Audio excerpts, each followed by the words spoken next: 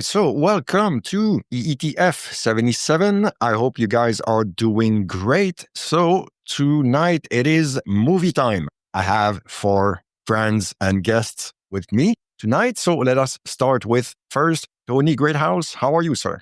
I am great. I am buried under an inch of snow and black ice, but I'm good. Oh, Jesus. Okay. That's a lot here. Yeah. Well, yeah, you guys probably are not used to that. No, we're not set up for it. We're fine. I'm joking. But okay. We did get a couple inches last night, for real. But I'm good. All right. So, yeah, hanging there.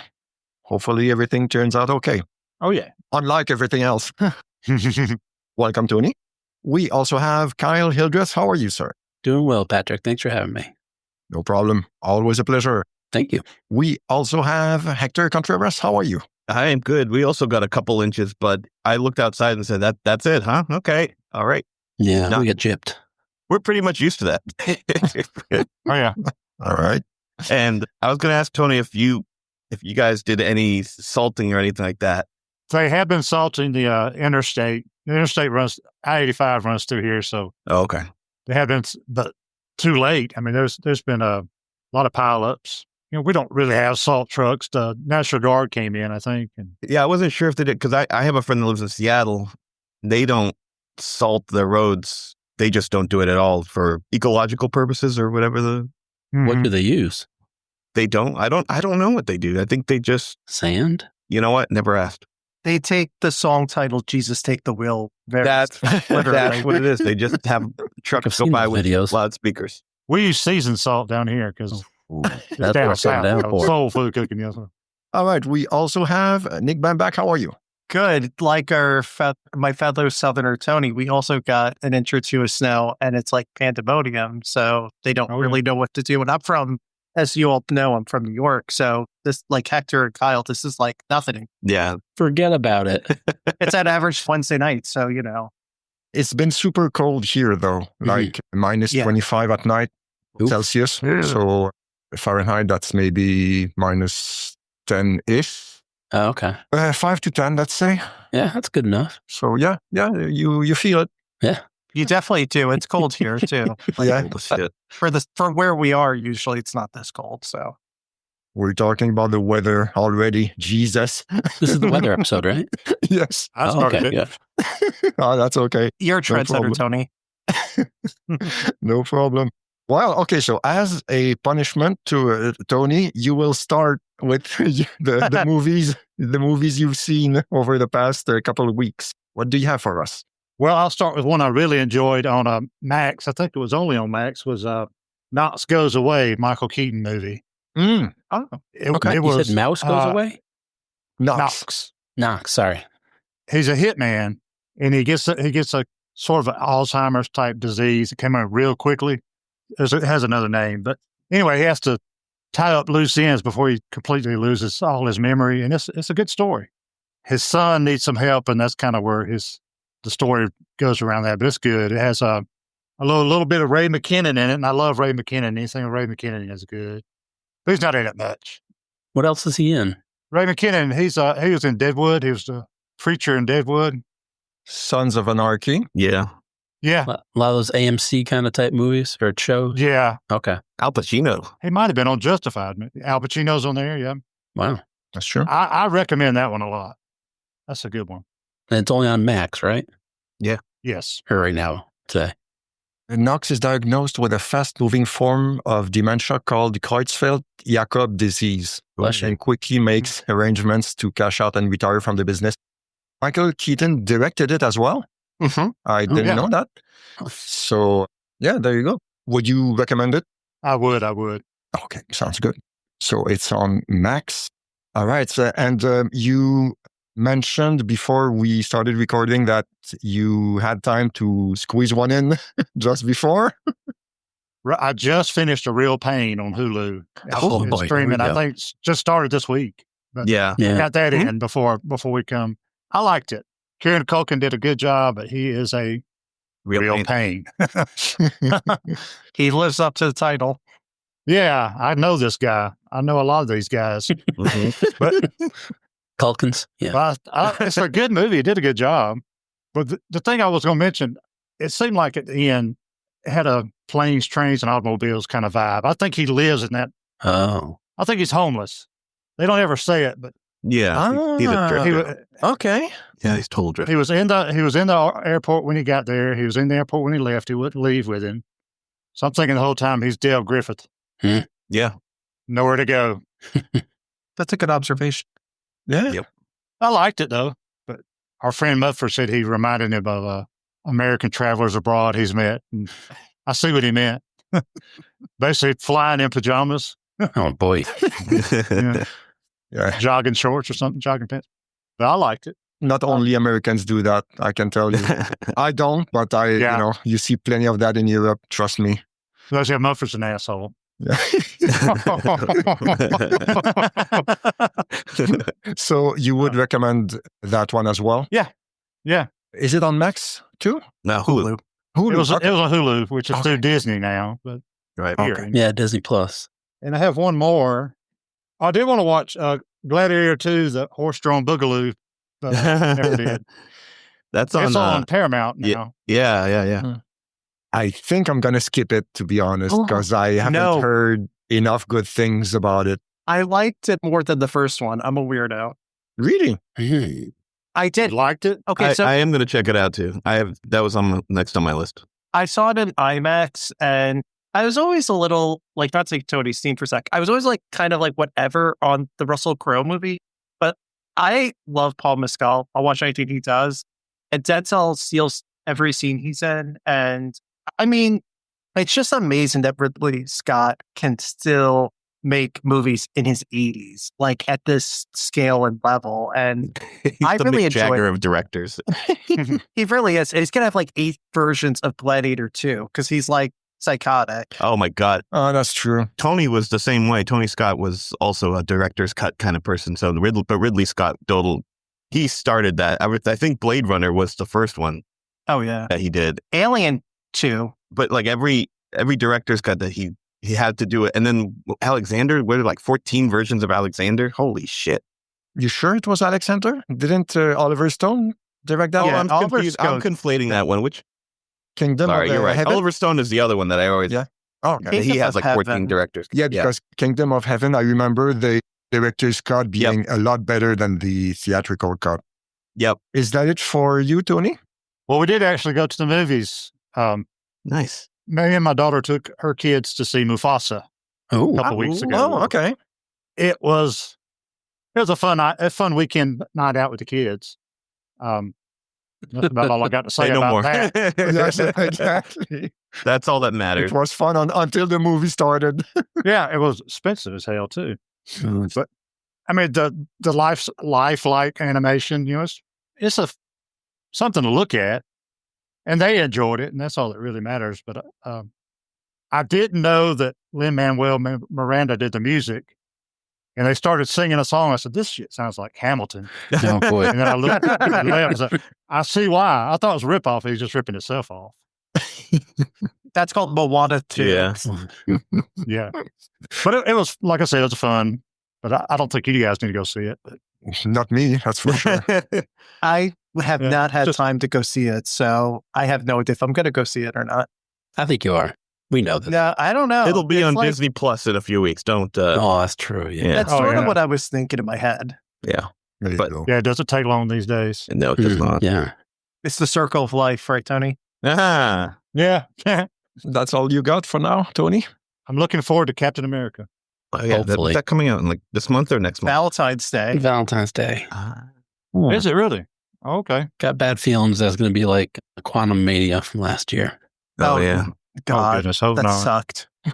Yeah. It was all there if you wanted it, but I don't know what else they're expecting it to do for you. It's one of those ones it's Ant-Man. What do you want? You know? Yeah. It's one of those movies that's building up a bigger story. So it's going to be not amazing. Well, this whole phase they've been having Yeah. issues. But Yeah. That's what happens when you go with third tier characters That's in true. comics. Yeah. Trying to, what's the expression? Trying to squeeze blood from a stone. Yeah. Yeah, that's the point we're at, Mhm. basically. I mean, it feels like, But coming up is going to be crazy, especially after Fantastic Four. I think it's going to really start ramping up with all the new Avenger movies and Doctor Doom and the X-Men and all that baloney. But that's a whole nother story. Do you have any hope? Oh, God, yeah. Stuff's going to be crazy. Like Fantastic Four? Well, yeah. Fantastic Four? Yeah. I mean, the people in it are good. Third time's a charm. It's going to be a weird story. I'll give you that. Because of what the situation they're in with it. Because the bigger story they're trying to build towards, got to start shoehorning these smaller pieces in there. It's like a weird puzzle. Some of the pieces don't fit exactly. So you have to put them over here. Or like when you're playing Tetris and you're getting that weird L piece and that's not fitting where you want it. So you got to put it off to the side. The square. And now you're building a huge tower on the side that's not going to fit anything. But some of these pieces are going to be great and some are going to be... And if it doesn't work, then they'll just throw it in the multiverse and just make it a cameo appearance for, some all that Doctor stuff Strange is going to be huge. thing. It's going to be so as good and or bad as Wolverine and Deadpool was. That's what that Doctor Doom and Avenger stuff is going to be. It's going to be that times a million, just cameos and It's going to be a poster that you can't even see anything but just talking, just floating heads. It's just going to be like 3,000 floating heads. yes, it'll be lenticular. They all change as you walk by. Yeah. If you guys Google this after we record, the Spider-Man No Way Home poster. There was one poster, I think it was the IMAX poster, and it was just every single character that's in the movie, just a floating head of them. It was the busiest, ugliest poster I think I've ever seen. Was it No Way Home or was it a cartoon one? No, it was the newest live Okay. action, the latest live action with Tobey Maguire. Yeah. But like, shouldn't they be worried about superhero fatigue? Like, aren't No. they worried that people are going to be sick of everything superhero related They at some point? should be, but they see those numbers coming in and they'd like, well, money talks. And we've had it for years now. This whole phase 4 and 5 has been that. Yeah. Well, yeah, but like, what's the... Right, okay, so Deadpool and Wolverine was a hit. Exactly. That's true. We're getting people we haven't seen yet. Fantastic Four stuff. It depends Red on your Hulk. writers. Like if you have a good team of writers, Yeah. it works. Like those first 3 phases, was it first 4 phases? I don't remember. Whenever up to Endgame. Yeah. We've lost count. Yeah, they had this whole thing planned out really well. But then I remember hearing a commentary with what's her name? The Olsen, Elizabeth Olsen, Yes. and how they treated her character in Multiverse of Madness. And she was mad, like they were just like running it by the fly and they didn't have anything planned out. And she didn't like her fate in the movie and it was a mess. So I just feel like they're kind of winging it every time they say, action, cut. They're just like, all right, we'll go back and do some rewrites. All right. It's like, I think they finally got it back under control though. I hope so. For a couple of years, that was a lot of winging it. Yeah. And some stuff was good. And they're cutting down the amount they're doing. They're taking the time to make it better story-wise, hopefully, and character-wise. I think it's because I used to study like genres and like types of movies. I think they always go in cycles, so to speak. Like they always have like it's gonna make a joke, like an end game, so to speak, or like they sort of like run out of steam at some point, and then it kind of goes to the next fad, the next. Right. It's like an evolutionary thing, I think, with genres or franchises and stuff like that. And yeah, I don't know, because I feel like that it's always the international market where these action or superhero movies really prosper. Because even if they do whatever in the US, they still make their money and more overseas. Yeah. So it's like until that goes down and the international film market goes down, you're still going to have these movies. So, And they're going to be better. I mean, Will Yeah. they? Question mark. Yes. they're going to be It's gotta bigger. be better, right? Yeah. bigger, better, badder. Yeah. Yeah. All of that. Yes. They're really pumping this new Captain America movie, and it's going directly to theaters. It's not going to be like a streaming only movie. Yeah. So it sounds like they have hope.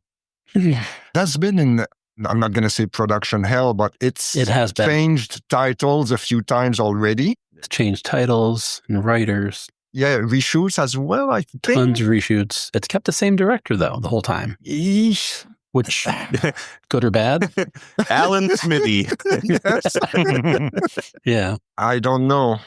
It's weird because, again, you're going with Captain America, but it's not Captain America. It's Falcon as Captain America. So if you're going in name alone, you're not going to get what you had before. But you're adding in Red Hulk, and I'm sure there's tons of other cameos in there too that will help. Yeah, and that character, like Falcon's character, just needs to bring out a lot more charm than he has in the prior movies, because he seemed He's very fine. kind of just, he seemed like such a very sterile character, just kind of, there's no wit or charm to him. He just kind of plays it Yeah. like safe. So Yeah, he's not overly sassy. He's not overly right. straight. He's not overly this or that. He's just kind of down the middle, which, I mean, He's a government employee. Right. yes. True. All right. Okay, so yeah, let's get back on track. Kyle, what do you have on your list for us? Captain America Brave New World. No. You've seen it already? Jesus. I've been watching we're going to back into this again. I've been watching the videos online of people who follow this stuff and they track all the different movements and all this. Been watching all that. He went down a YouTube rabbit hole. Oh, there's multiple accounts that do this. That's crazy. But How it's made. that's what it feels like. I feel like I've been months of this. I watched 2 movies. I have 2 movies. I didn't watch 2 movies. First one was Ice Station Zebra from 1968. Oh, wow. Ooh, Okay. Yeah. Yes. Rock Hudson. Use Rock Hudson, yes. Jesus. Ernest Borgnine, yep. And I put that on. I saw that when I was a kid. Holy shit. Wow. Yeah. Okay. Put that on. Never seen it. Promptly fell asleep.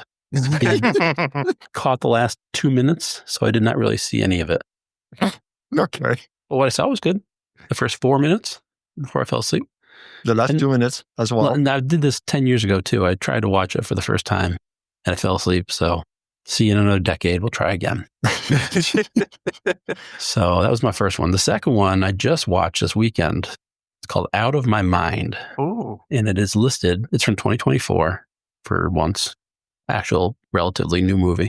It's a drama coming of age story about a girl who has cerebral palsy and is in a wheelchair and she can't speak.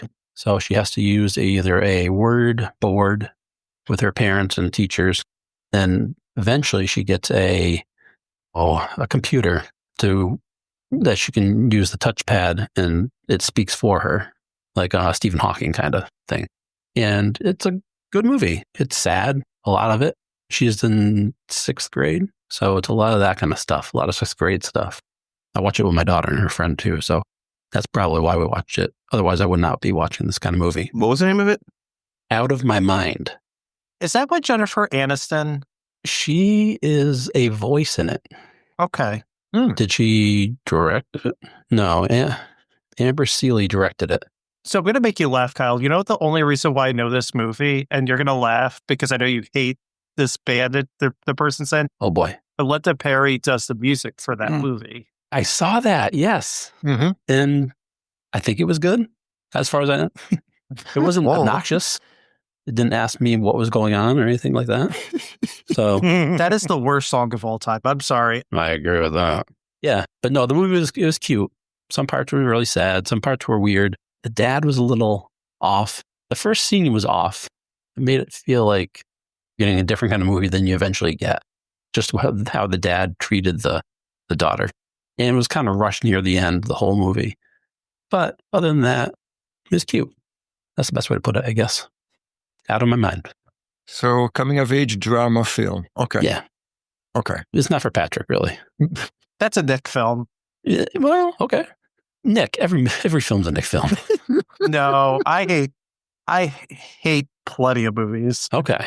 But I mean, just to see them, not necessarily like But them. you still watch them. Yeah. You should talk about them more, though. Oh, I will. Here we That's go. good therapy, something that you really hated. Okay, so yeah. Is that it for you, Kyle? For now, yeah. All right, so I think it's Hector's turn now, right? Oh, no, Nick's turn. Sorry, Hector, you were last, I think. Okay, sorry. Nick, what do you have? No worries. I'll list some of the ones I've seen from earlier this year. I saw Baby Girl in theaters. That's with Nicole Kidman, Oh, boy. Antonio Banderas, and Paris Dickinson. Okay, so let's just talk for a minute. Let's do it. There is so much steaminess going on in that movie. Yeah. Like, don't watch this in a car because the windows are going to get all fogged because holy shit, like this movie, you should not watch with other people in the room. And I'm going to tell you a quick story, theater experience time. So I went, and this was actually the first movie I saw in South Carolina, because since the last episode, I moved to South Carolina, I got promotion, all that fun stuff in life. So, It's banned in Texas. well, That's why you couldn't see it there. Oh, man. I have tickets with the kids. Are you sure that it's, give it a pass? Okay. All right. Texas, yeah, don't miss you, really. Anyway, so I saw Baby Girl. There were like 15 people in theaters, which is 14 too many with me in the room, with Harris Dickinson giving lap dances to Nicole Kidman, her doing all these weird things that we won't say. It's very reminiscent of Eyes Wide Shut, the movie that Kubrick did with Tom Cruise. So anyway, this movie, these two girls who were probably like in their 20s, who I think were probably all the hots for Harris Dickinson, as everyone probably should, because the guy is really talented. My God, they were giggling anytime there was any sexual things happening, and which was like the whole movie. So I was like living for their like loving of all the sauciness that is happening in Baby Girl. Oh my God. And then there's a moment in the movie where he gives like this sort of like seductive dance to George Michael's father figure. Sorry, Nick, sorry. It's not a spoiler. Spoiler warning. It's in the trailer. Oh, I wanted to use my brand new soundbite. He was foaming at the mouth. He couldn't wait.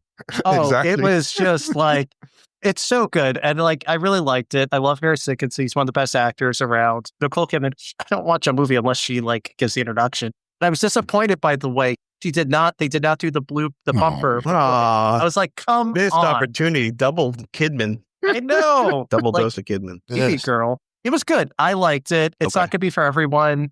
It's messy, but I like messy movies and stories and characters. So take that for what you will. Let's see. Juror number 2. I watched it because my parents, they love Clint Eastwood, and they sort of made me watch it. And I would have watched Did it he anyway. tie you to a chair or what? Well, like, you know when you're like watching a movie, but you're really like not in the mood to watch a movie, but you're like, Well, okay, then I fine. don't watch it. Well, That's my solution. do you live with my? Yeah, they're nuts in that regard. Okay. So anyway, okay. yeah, it was fine, but I almost fell asleep twice. Which movie is this? Juror number 2 with Nicholas Hoult and Tony Okay. Colletti, and who's the guy that was in Air, and he's on that show? Oh, Matt Damon. No, Chris Mencia. Mencia, Yes. Chris Messina. Yes, Chris Messina. It was fine. It's like, the most non-political, neutral type of movie I've ever seen. It's fine, but it's sort of just unrealistic. I'm not going to spoil anything. No, about it's the okay. movie. I saw it too, Nick. I actually. Spoiler warning. All right. My Sorry. whole segment's going to be spoiler. Okay, Hector, sorry, you were going to say? No, I was gonna tag on to that because I actually really enjoyed it. I was not expecting anything because I didn't even remember that it was a Clint Eastwood movie till the credits rolled.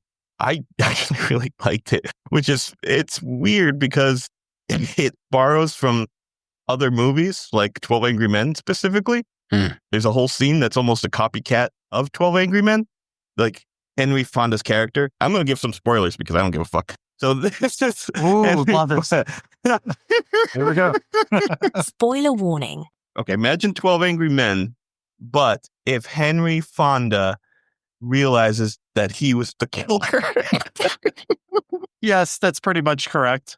And he's like, Wow. oh shit, there was a hit and run and I thought I hit a deer and it ended up I actually killed this fucking person. Oops. Realized? Like, Yeah. you didn't know? He didn't know. Like it unwinds throughout the movie as to like what I thought it was fascinating because it was like every 2 seconds something else happens that's like for some reason just never left me bored because it was like, all right, then you have another character that is a juror that's also an ex-cop. And you're like, what the fuck? And so he goes like snooping around and then like I felt tense for Nicholas Hoult the whole time because yeah, it's such a movie about making a moral decision and trying to do the right thing, but he's also like expecting his first child and he's like, what the fuck do I do? Kind of thing. So I was kind of on the edge of my seat the whole movie. Wow, okay. It was fine. It's just, I got to rewatch it, I think, because, when you watch a movie, you're just like, Yeah. I don't know.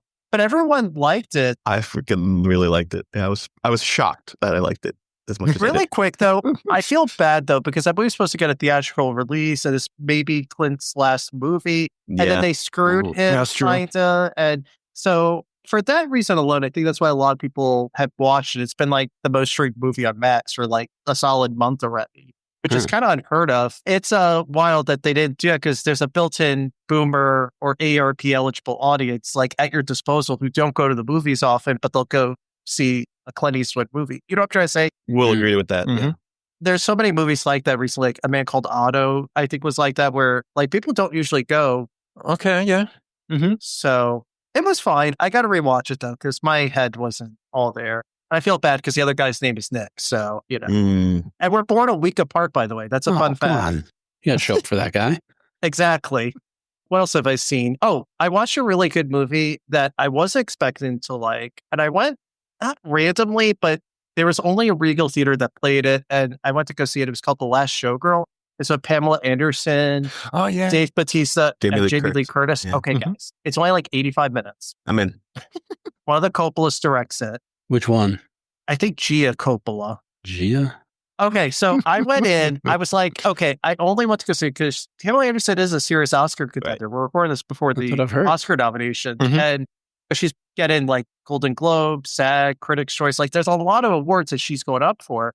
And Jamie Lee Curtis just got nominated for the SAG, which is usually the determiner for the Oscars. So I'm like, okay, I got to go see this because I don't know. But it was actually really good. If you guys saw the movie To Leslie a few years ago with Andrea Riseborough, that was the whole controversy about her getting nomination because of the campaign. Mm. And Viola Davis for, what was that movie? The Woman King. The Woman King, yeah. That should have got nominated probably, but didn't because politics. And then they changed all the rules about how you're supposed to, distribute the movie or whatever, or promote the movie.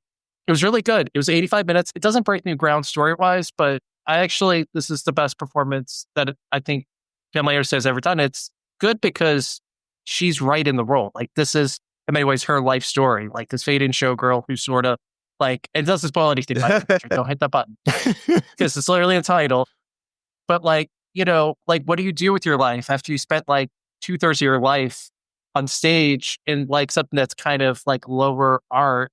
Like, what do you do? And it's a very humanist drama, and I really like the performances a lot. I highly recommend it. Is that like The Wrestler, kind of like the same variation of like? A little. I mean, it's sort of like this kind of fall from grace, but it's like, it's a somber film in many Okay. ways, but it's also funny.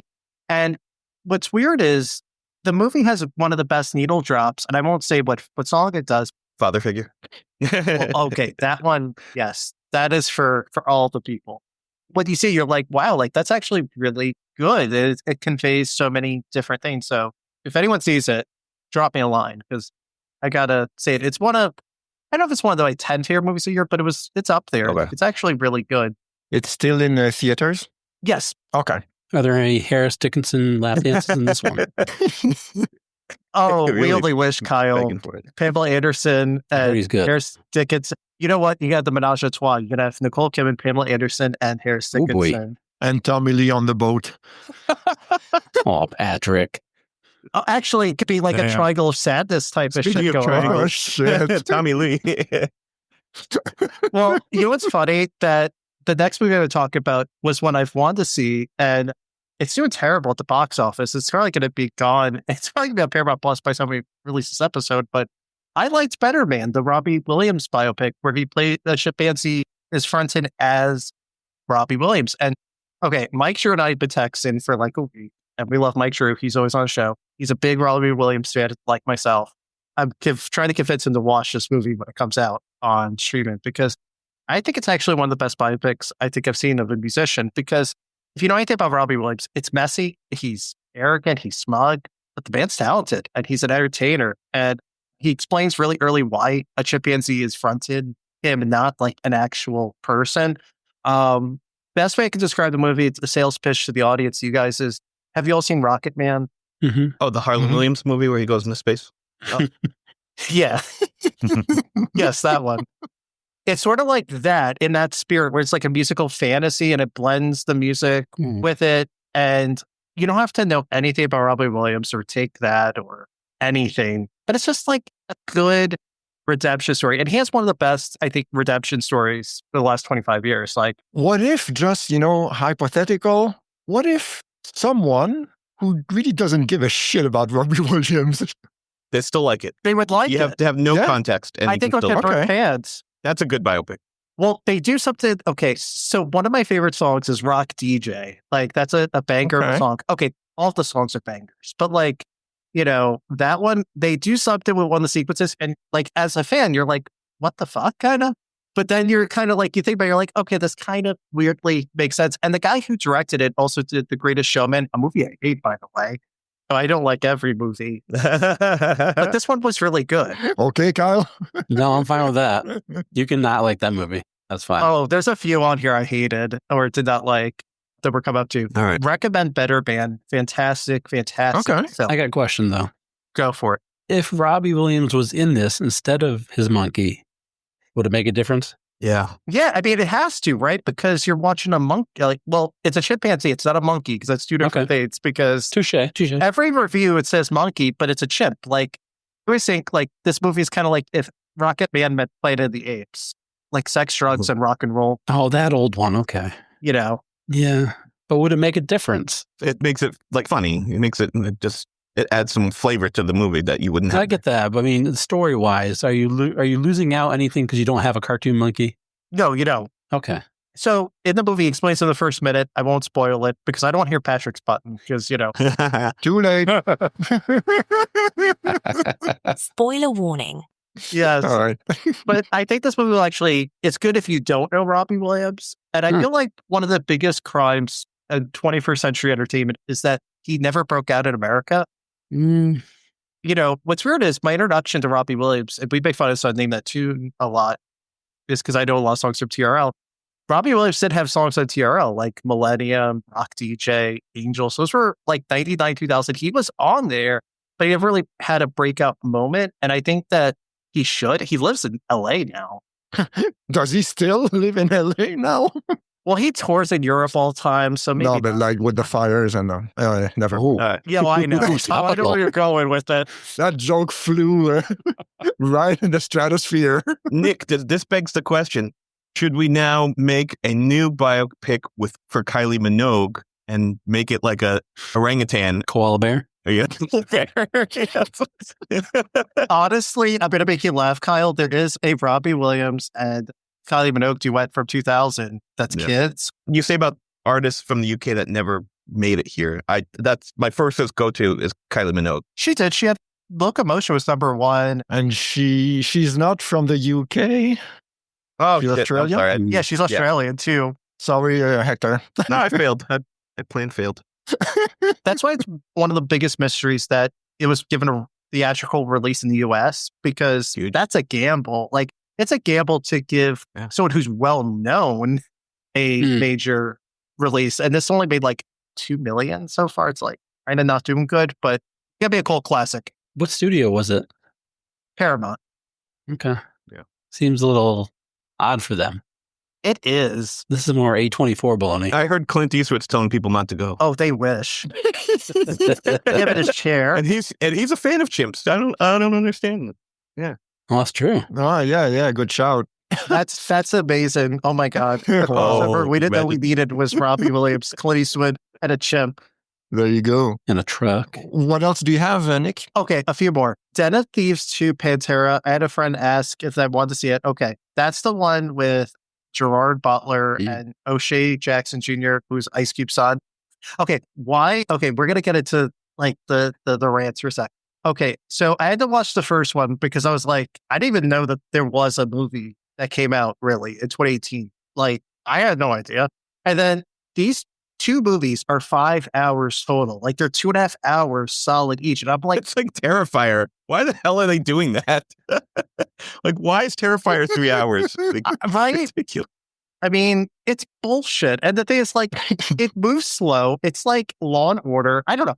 It meets Fast and Furious. It just, like, it's okay, but I hate movies that are self-indulgent, but they also don't understand that they're taking their time. It's not worth the payoff either. You kind of sort of know where it's going. And why is it called Den of Thieves to Pantera. Like, I wanted a Pantera song. I was waiting for that soundtrack. Yeah, No, it's not there. It's like Sicario. the Day of Soldado. Day of the Whatever. Soldado. Yeah. But Blood. I remember the first Den of Thieves. I thought it was okay. Oh, you're the one. I like the heist part, but like the Gerard Butler being an asshole to his ex-wife part, I could have done without that. And that could have, chopped off like a half an hour from the movie. But Okay.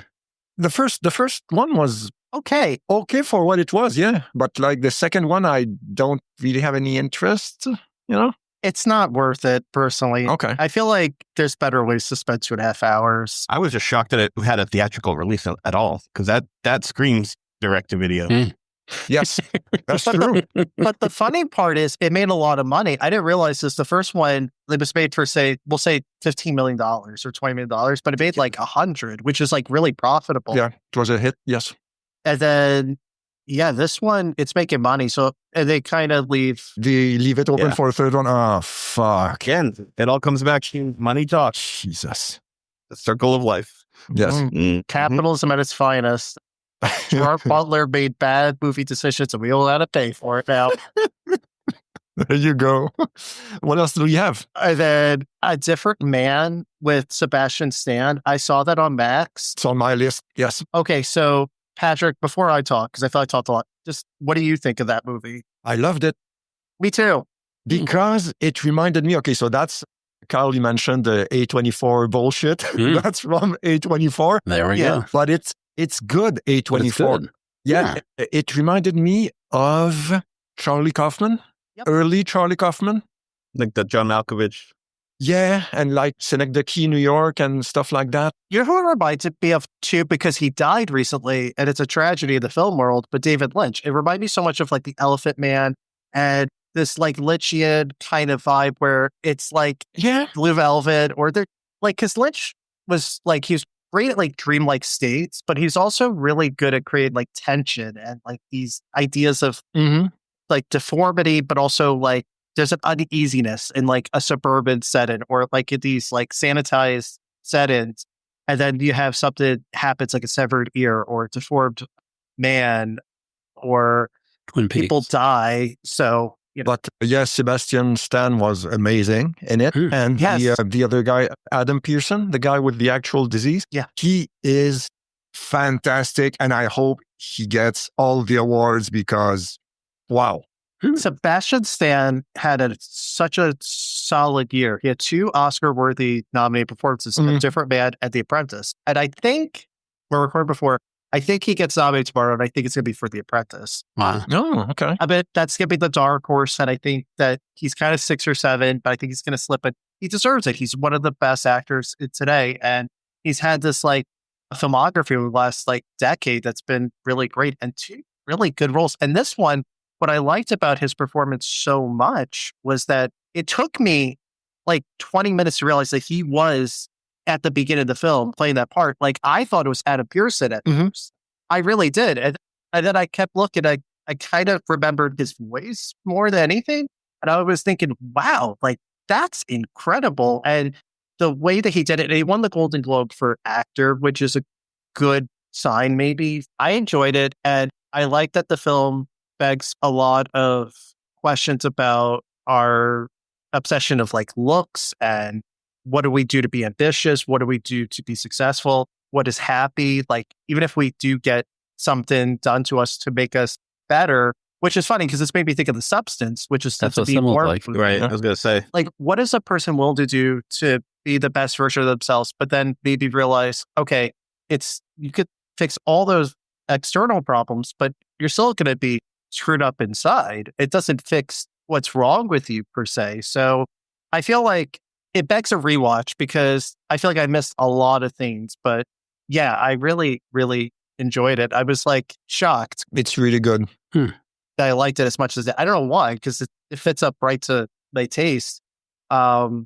Unstoppable was one that my mom wanted to watch. That's the Jennifer Lopez, based on true story with the guy from Moonlight. That's about the true story with the guy from Arizona State, and he was missing a leg, and he became an amateur wrestling champion. in 2011, 2012. It was good. It's like, it had the make for TV vibes. J-Lo was supposed to be an Oscar contender, but she never is. There's a reason for that. Truth. She was good in Out of Sight Yeah. a million years ago.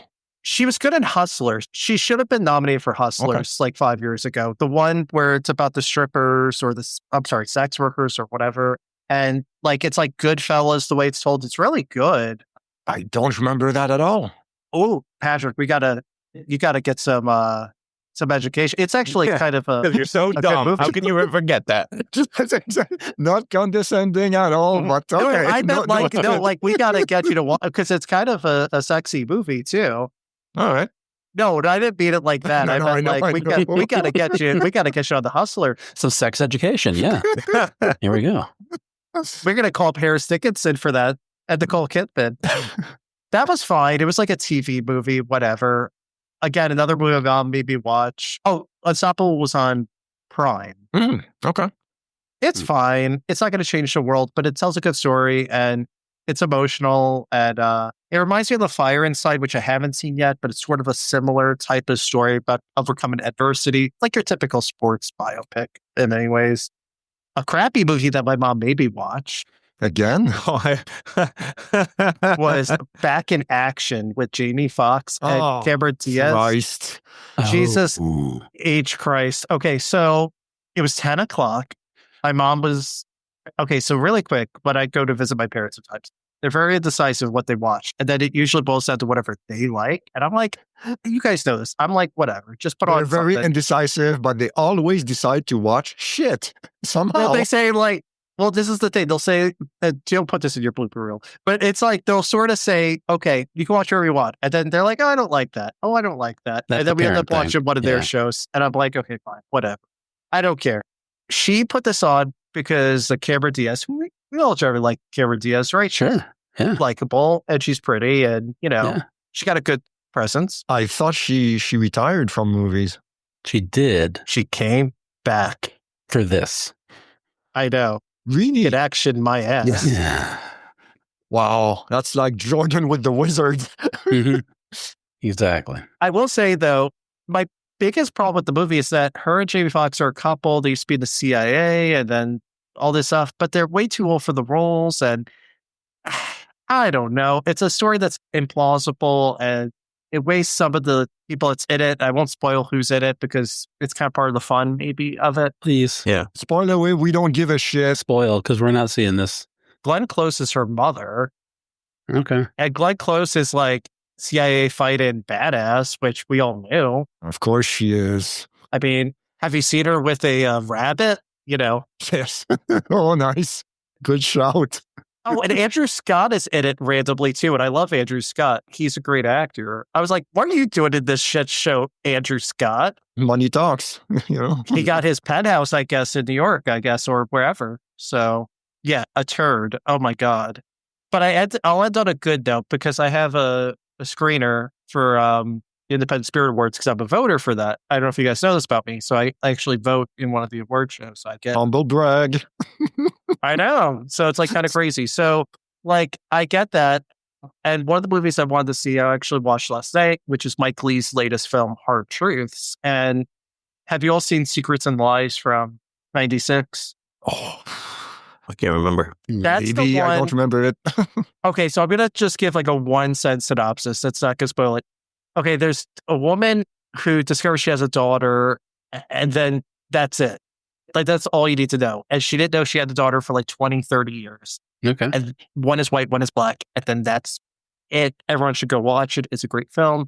Hard Truths is a great film. It's just about like this black British woman and her family, and she's like the most miserable person ever. Like, but she's like mean to people. She fights with people. Oh, yeah. It's Marianne Jean-Baptiste.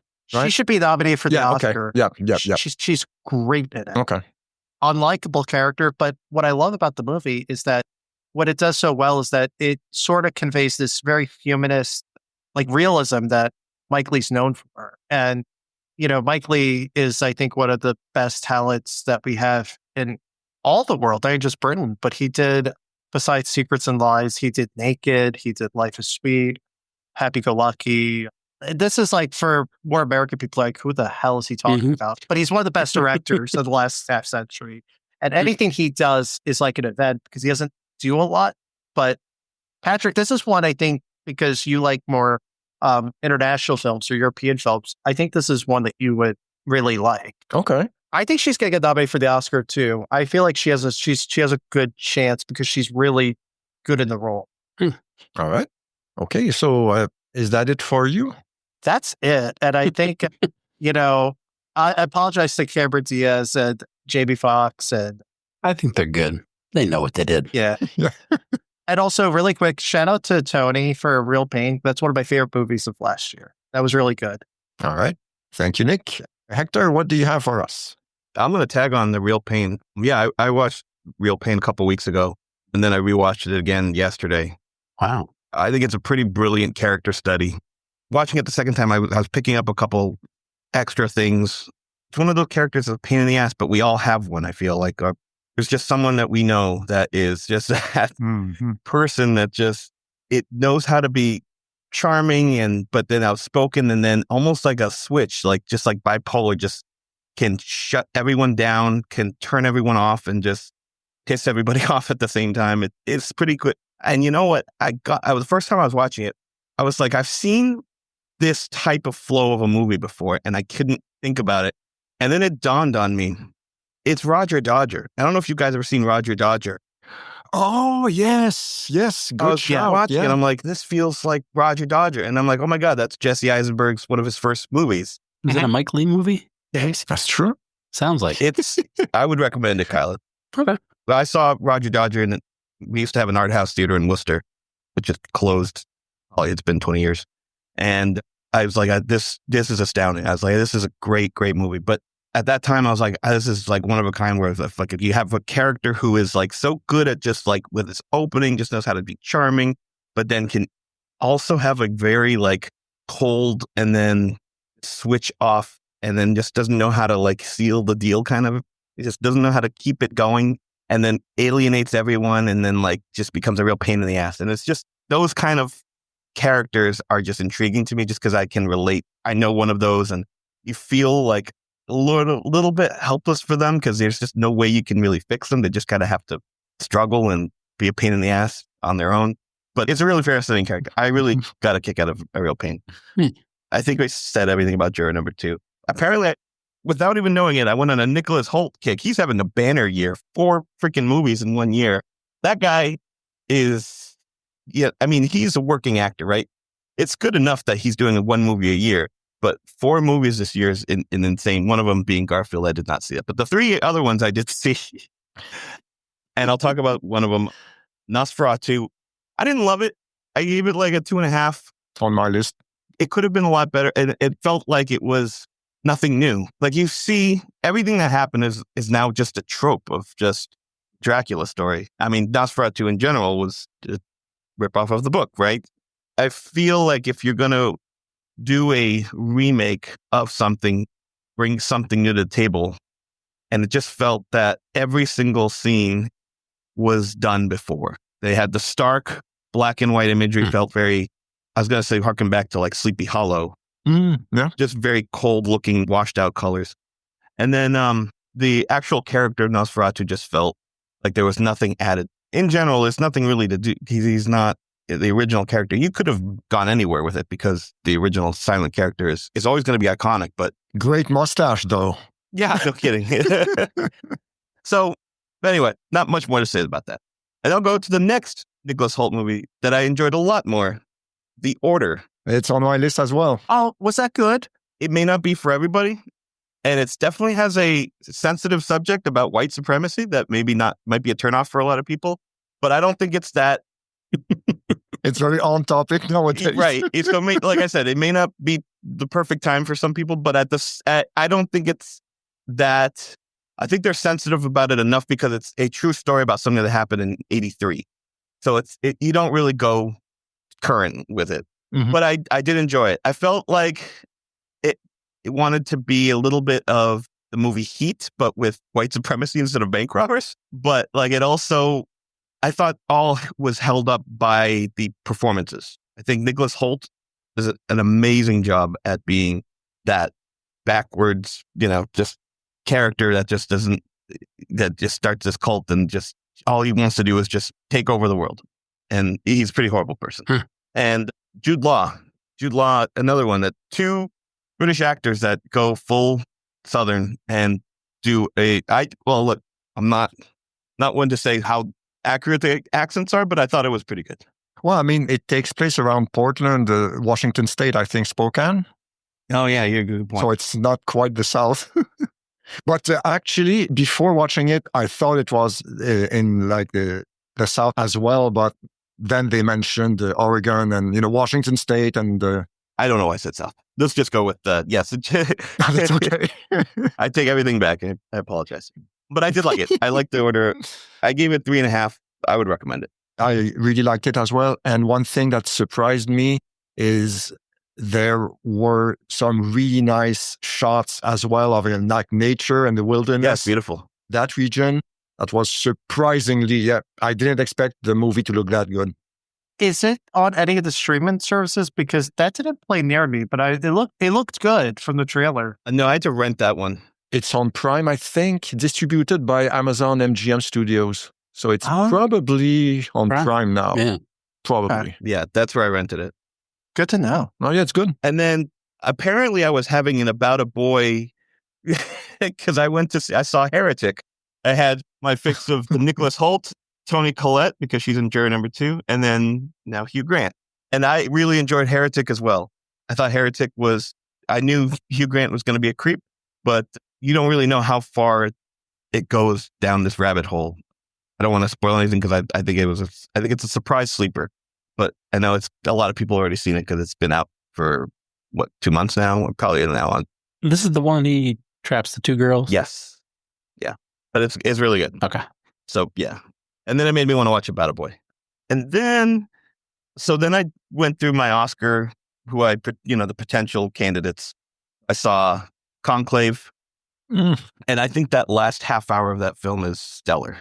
I think the rest of it building up to it, it's a slow burn. It's all just building up to the last half hour. It almost feels like a Knives Out for the clergy. Jesus. It doesn't make sense, but if you watch it, you'll see what I mean. But yes, it goes into this build up and then you're just like, I don't know, you feel arrested by the end, the last half hour. So I recommend it, but it takes a while to get there. So you have to be patient with it. Emilia Perez.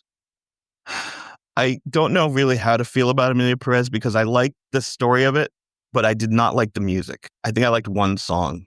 The singing, talking style, that Lin-Manuel style of music is not for me. I like Hamilton. Don't get me wrong. I like Hamilton, but... You don't like Hamilton in other movies. I don't love Hamilton at the same time, but I like that one. But the rest of... I don't know. I couldn't get into really anything else he did musically. And that's just me. And I should be repping my Latino brother, but no.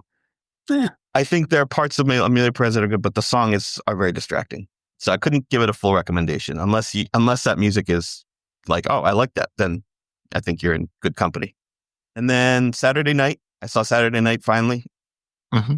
That should have been like a day one for me because I've been watching Saturday Night my whole life, but I put it off for some reason. And I did really enjoy it. I was worried because when you guys initially I think it was you, Nick, you were talking about it. It felt like a very Aaron Sorkin vehicle. And I was like, I don't know if I can take that much anxiety through it. But it's joyous. It can be a little bit crass, not crass, but just, that Aaron Sorkin, like anger, everyone's angry at each other, but it is just very hope-fueled. Yeah. There's fleeting moments of it and it's not throughout the whole movie. Only John Belushi. Yeah. Chevy Chase. And I think a lot of people's complaints were unjustified. And here's what I think, because everyone was talking about the inaccuracies. But I think if you really think about the way Saturday Night Live is, they do parodies of everything, right? And they're never accurate, right? They always have to make a comedic spin on it. And I think it's almost its own self-parody. Mm-hmm. Yeah. It's tough to parody comedy. You know what it is too, Hector, is that it's not really, it's funny, but it's not like LOL funny. Like, you know what I'm trying to say? Like, it's like that nervous kind of funny. Not a straight out comedy. But that's what the kind of comedy has done in the last 20 years. They've made that kind of nervous comedy. Like even Social Network, which is a drama, has nervous comedy in it, I don't know why that came to mind, but it feels like the comedy of the last 20 years where it's very stilted, sterile. It's not The Hangover. It's not supposed to we're going to get you with comedy. We were forced comedy. Down your It's throat. just all nuanced. Yeah, down your throat. Yeah, that's what that Todd Phillips does. I enjoyed it for that. And also reflective of the kind of, who are those, the don't destroy this video. Please don't destroy. Yeah. It kind of on that same, even though those guys made their own movie and that's a different type of comedy. It just feels like that nuanced comedy where it's just about emotional reactions. And that's what this is. And the performances are great. So I really enjoyed Saturday night. I was expecting a shitty movie and I was pleasantly surprised. You were disappointed. Well, I've heard a lot of bad reviews. People were like, it's not accurate. And I'm like, come on, it's not. Really? Saturday Night Live never did a parody where it was 100% accurate. What would be the point? It wouldn't be funny. Yeah. So I might have said this when we talked about it last year, but I thought what was one of the strengths of the movie is that they cast unknown actors in it. So it didn't distract the audience from thinking oh, they're just playing Dan Aykroyd or Chevy Chase or whoever. And I kind of liked it about that too. And it also had very Sorkian vibes. It's funny you mentioned The Social Network because it's definitely that same kinetic sort of uneasiness that makes you sort of crawl because you're like, what is going to happen? Even though we know what happens, the show goes on at 75. But I mean, I don't know. I thought it was good. I will say the only thing that distracted me was Nicholas Braun, the actor who does Andy Kaufman, Jim Henson, is 6'5". And Andy Kaufman, I think, was 5'8". And so there's no way you can mask him towering over everybody. In fact, I think they actually put him on lifts because he's so much taller. He looks like a giant, and I think it was just for parody effect.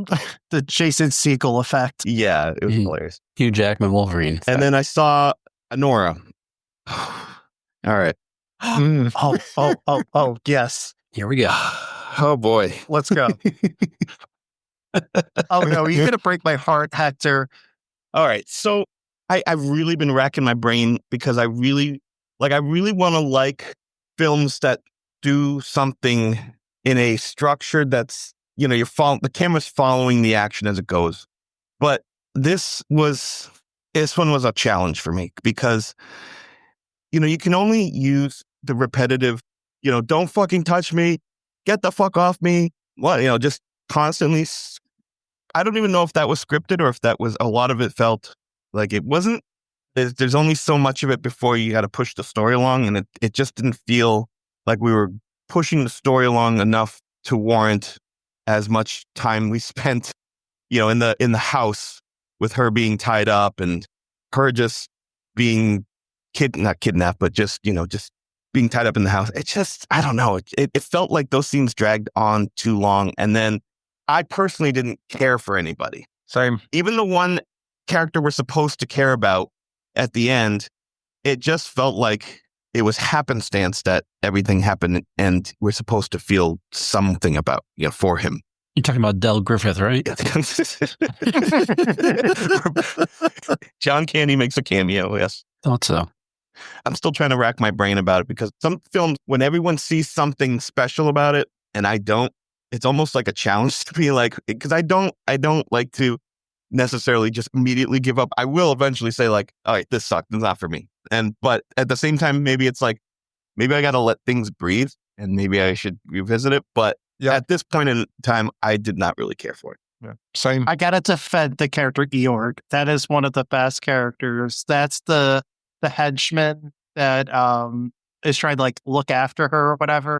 I was so invested by the end of the film with that character. That was a nice twist to make him the heart of the movie because the girl is insufferable. And that's the main problem. For me, that was the main problem. She was and I remember saying that, she was so unlikable that I didn't care what happened to her. See, I felt the way about Ivan, the rich kid who... Oh yeah, he sucked. He sucked from the get-go, so I didn't give a shit about him, See, I cared about her because I felt like the story... Maybe it's because the this kinship to the Yorker, but it has this New York mentality. This kinship with sex workers. Well, that's Sean Baker's whole filmography, if you think about it, because Tangerine and Red Rocket and Anora. He's how Scorsese is to gangsters. Sean Baker is to the sex worker industry. And I think what I love about Anora, and this is why I challenge you to maybe rewatch it, Hector, and I'm going to rewatch it, but it's like this film that I think what's beautiful about it, it's like a screwball comedy from like the 30s and 40s, has a very unrealistic story if you think about it. Like if you sort of like put it all together.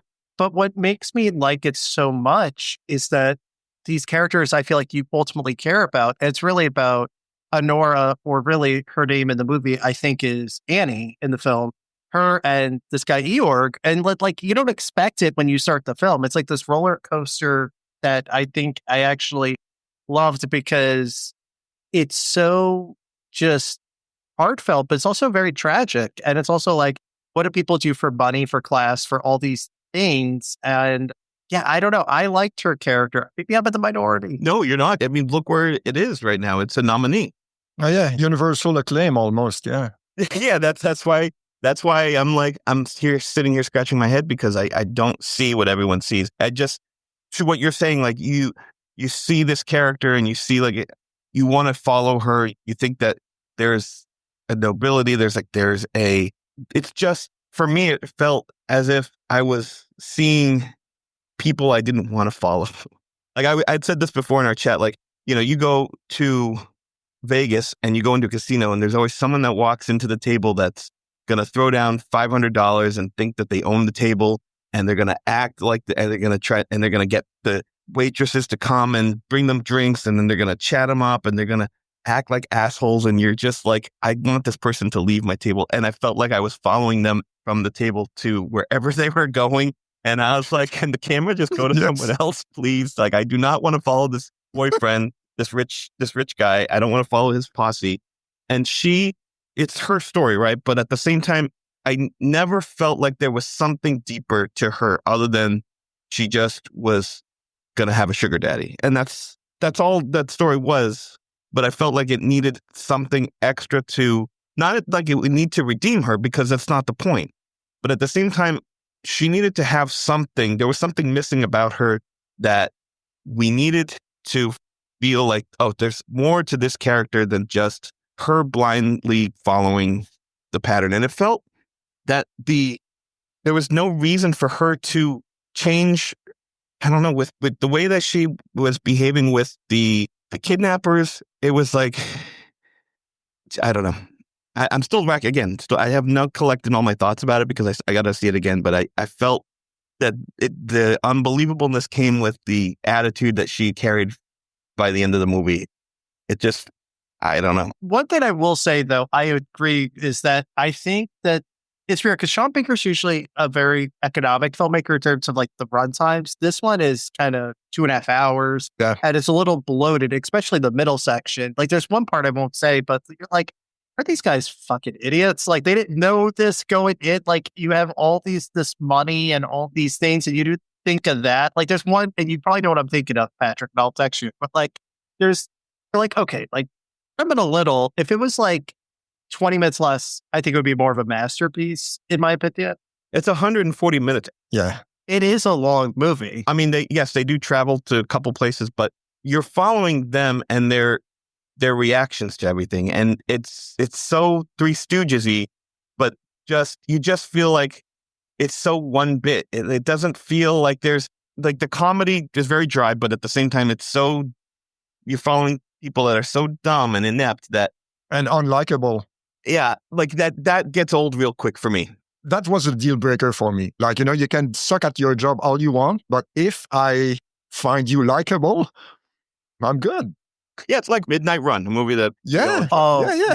Those characters are great because the comedy there is very apparent. It's not dry at all.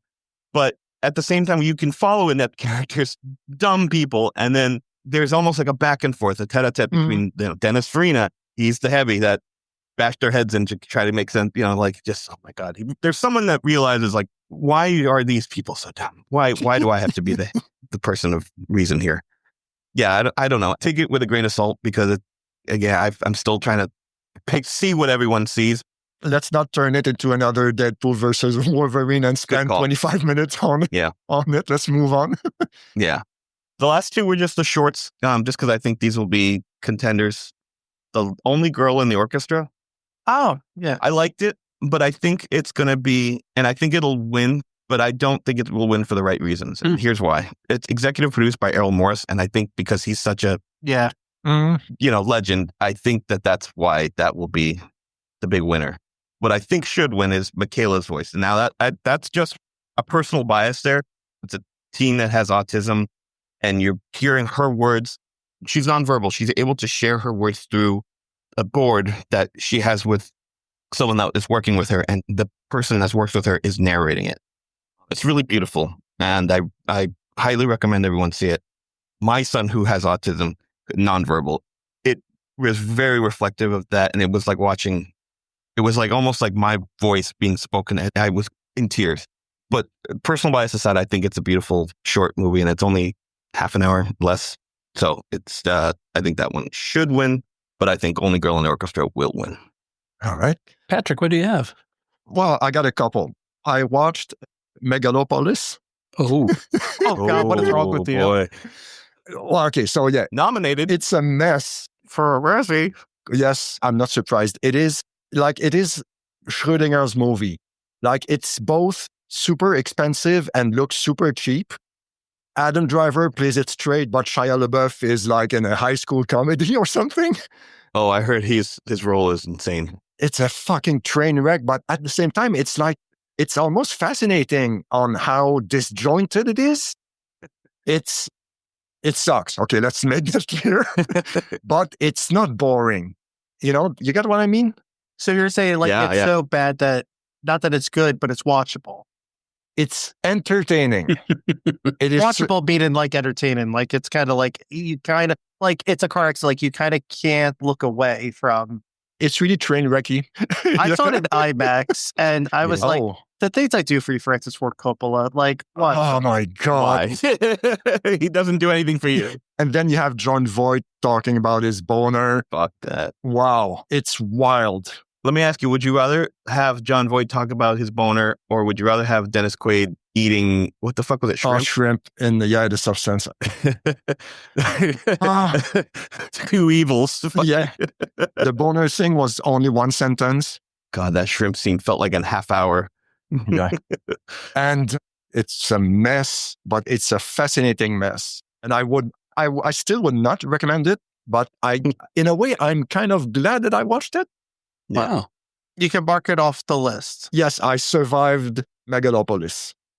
Do you think it's going to be destined to be like a cult classic in 20 years? It might be the Ed Wood for the 21st century. Wow. Because I feel like Coppola's movies, so like One from the Heart is the one that like it bombed in the early 80s. That's when he did After Apocalypse Now. It's that musical movie he did like with Terry Garr, and I think that's in the Criterion collection too, and I've never seen it. It sucks. Yeah, I've heard it's pretty bad. I watched it last year and I was like, what are we doing here? What are we doing, guys?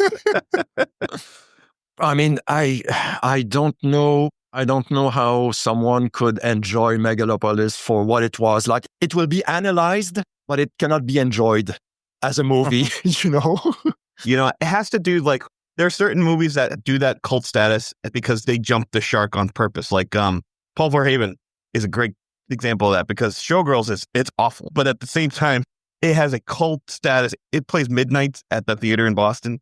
It's huge for all the wrong reasons, of course, but it has that cult status because it's so wild and crazy. But don't you think that, and maybe you will disagree, but I had the feeling watching Showgirls that Verhoeven knew what he was doing.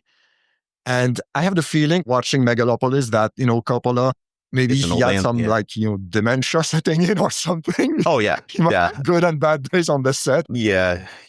That's not good. What else? I also saw The Devil's Climb. I don't know if you've heard about this. I have not. It's about two mountain climbers, Tommy Caldwell, and the other one is, forgot his name, Aaron something. Is that like Alex Holland or something like that? Yes. But all I will say about this, The Devil's Climb, it was good. Visuals were awesome. Mountain climbing in the documentary. South America. Insane visuals. But if you want to stay on that topic, I would recommend two earlier docs about Tommy Caldwell, the same person. The first one was The Dawn Wall, Dawn, D-A-W-N, Wall. It's from 2018. And another one called Free Solo. Free Solo is fantastic. Oh, it's amazing. I recommend that. It's amazing. So watch those two instead of The Devil's Climb. I mean, it's not bad, but The Dawn Wall and Free Solo were much better. Was that made for TV or released for streaming pretty much? I think it was that one, The Devil's Climb, was made for maybe the not Discovery Channel, but something like that. And Meru. I don't know if you've seen Meru, but that's also. Yeah, I saw that as well, yes. Yep. I got a new TV and Free Solo was one of the first few movies I put on. Nice. Yeah, it's fantastic. Yeah. It's just to look at. It's like, what was the one? Was it K2? There was one called K2 from earlier, I think. Maybe. Or Into Thin Air. But anyway, yeah. My wife, Angela, had to leave the room because she hates anything that involves being on the edge of a cliff. Mm. I've taken her up mountain hiking, and I was like, hey, come check this out. She said, nope. She has to be more than 20 feet to be in a safe distance. And so watching it made her leave the room. Jesus. And the thing about The Devil's Climb is, as I said, it was okay, but I had the feeling that they didn't have as much to say than in the two previous movies. Mm-hmm. But yeah, that's what I remember from it. So yeah, The Dawn Wall and Free Solo, check them out. It's awesome. And my last one was, and before we started recording, Nick, I mentioned Michael Fassbender. Oh, icon. Last one was Kneecap. Oh, okay. Thoughts.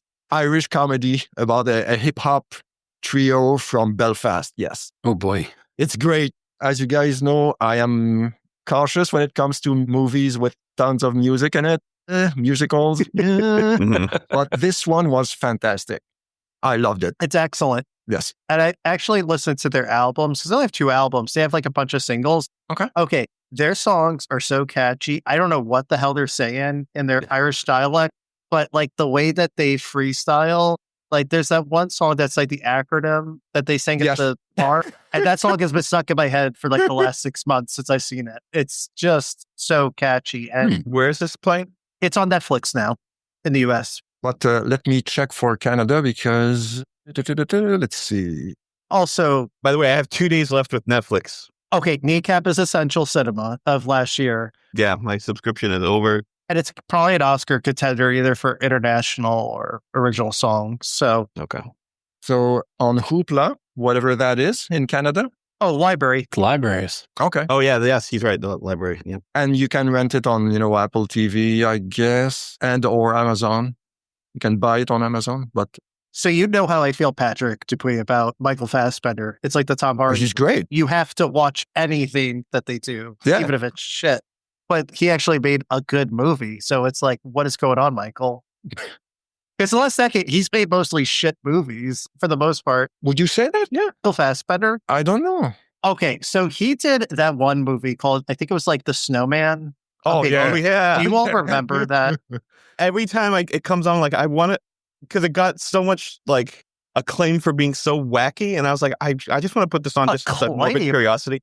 Not acclaim like this is good, just like almost like a cult status for being just so bad but funny bad, like ironically bad, kind of like The Room. But I don't know. I could be way off on this. Well, the guy who directed it is a legit director. He did Let the Right One In and Tinker Tailor. That's true. I love those movies, but I don't. It made me want to see it more, but I'm like, I don't know if I want to waste 2 hours to see a film that I'm going to hate. I'm looking at Fassbender's filmography, some hits and some misses. What's his best movie? Inglourious Bastards? Okay. Yeah, he's great in that. Hunger?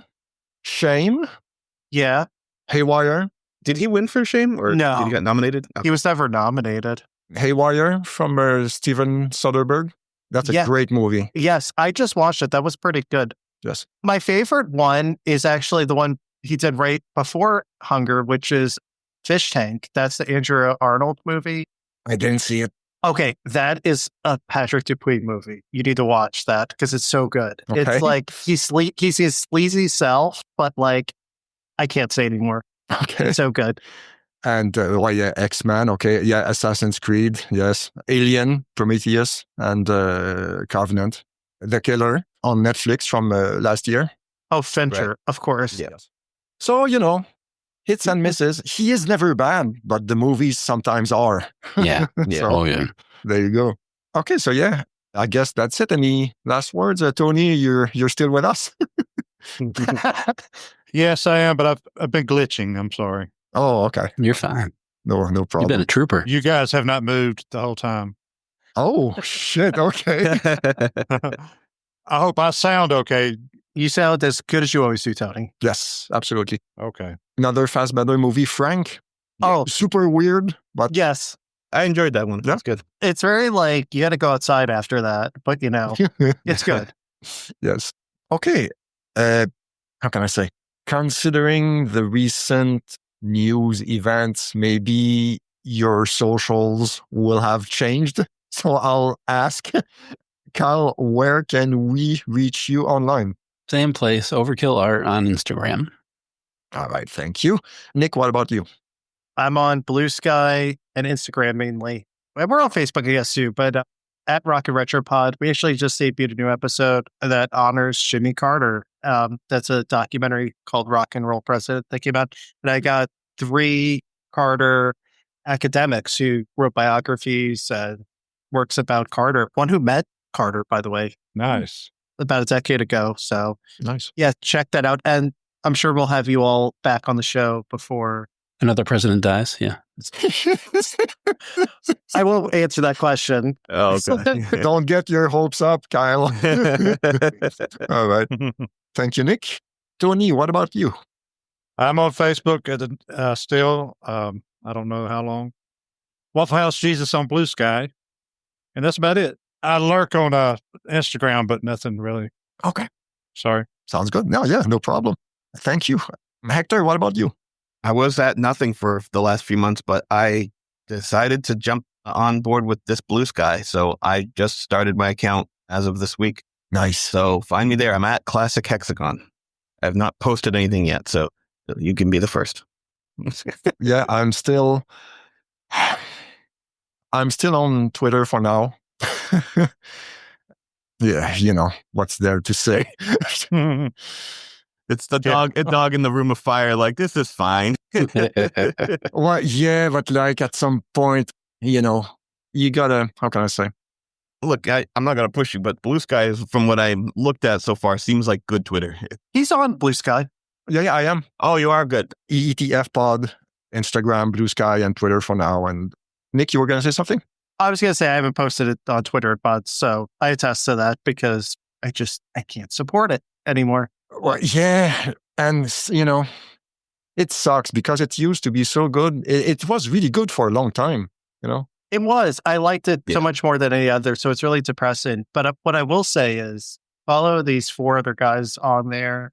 They're all wonderful. And also some of the guests that we usually have that aren't on. So Kiss ass. you got to end on a positive note. That's a good point. But you know what? And I love you for it. I love you all too. So yeah, don't look at the news too much, guys. Stay positive and keep on listening. We will catch you on the next one. Thanks. Bye.